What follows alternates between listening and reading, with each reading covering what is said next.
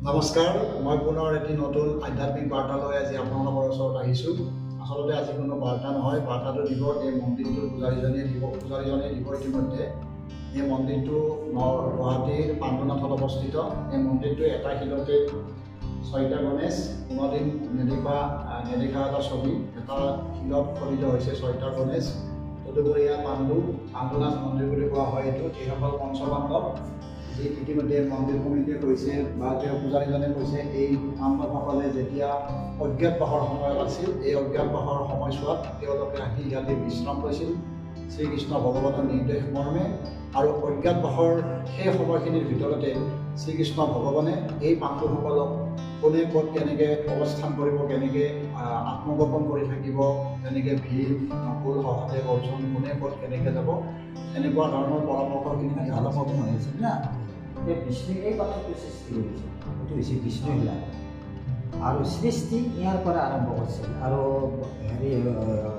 বনবাসৰ সময় পঞ্চপাণ্ডৱ ইয়াতে আহিছিল, তেতিয়া এইবিলাক পাথৰ চাথৰ একো নাছিল। ভগৱান বিষ্ণুই পাথৰ দুটা সৃষ্টি কৰিছিল আৰু বিশ্বকৰ্মাই এই 6টা গণেশ বনাই দিছিল। আৰু 5 ভাই দ্ৰৌপদী একেলগে বহি গণেশক পূজা কৰিছিল। ইয়াতে আত্মগোপন কৰি পূজা কৰাৰ শেষৰ পিছত তেখেতসকল কামাখ্যাত গুচি গৈছে। কামাখ্যাৰ পৰা মণিপুৰ, নাগালেণ্ড এনেকৈ ঘূৰি ফুৰিছে। আৰু কামাখ্যা দৰ্শন কৰাৰ আগতে এই মন্দিৰ দৰ্শন কৰিব, তাৰপিছতহে কামাখ্যা। সেইকাৰণে পঞ্চপাণ্ডৱেও এক ধ্যান এক মনেতে গণেশক পূজা কৰি আছে। গণেশ মহাশক্তিশালী, মহাজ্ঞানী, মহাবলৱান, মহাধাৰ্মিক। সেইকাৰণে গণেশৰ পূজা আগতে কৰিছে, তাৰপিছত মানে মন্দিৰ গুচি গৈছে। এই মন্দিৰটোৰ ফালৰ পৰাই ইতিমধ্যে এই মন্দিৰটোৰ পৰ্যটনৰ ক্ষেত্ৰত কিমানমান আগবাঢ়িছে বা অসম চৰকাৰে এই মন্দিৰটোক কেনেধৰণে গুৰুত্ব দি লৈছে আমি বোধগম্য নহয়। কিন্তু মন্দিৰটো একেবাৰে পৰ্যটনৰ আকৰ্ষণৰ কেন্দ্ৰস্থল হ'বলগীয়া এটা মন্দিৰ।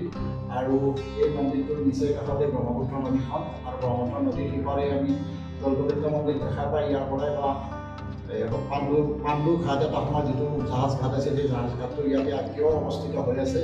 গতিকে মন্দিৰটোত আহি আমাৰ খুবেই ভাল লাগিল। যিসকল ভক্তই ইয়াত আহিব খোজে আহিব পাৰে। আৰু মন্দিৰৰ এটা বৈশিষ্ট্য আছে, এওঁলোকে কোৱা মতে এই মন্দিৰটোত যিসকল ভক্তৰ জন্মদিন হয় বা জন্মতিথি পালিম বুলি ভাবে, তেওঁলোকে আহি ইয়াত তেওঁলোকৰ জন্মদিন বা তিথিৰ সময়খিনি কৈ দিলে মন্দিৰ কমিটিয়ে নিজৰ তত্ত্বাৱধানত এই মন্দিৰটোত তেওঁলোকৰ জন্মদিন উদযাপন কৰে বুলি মোক জানিবলৈ দিছে। গতিকে এই মন্দিৰটোৰ মাহাত্য বা ঐতিহ্যখিনি দেখি সঁচাকৈ ভাল লাগিল। আপোনালোকে পাৰিলে এবাৰ দৰ্শন কৰিব। নমস্কাৰ।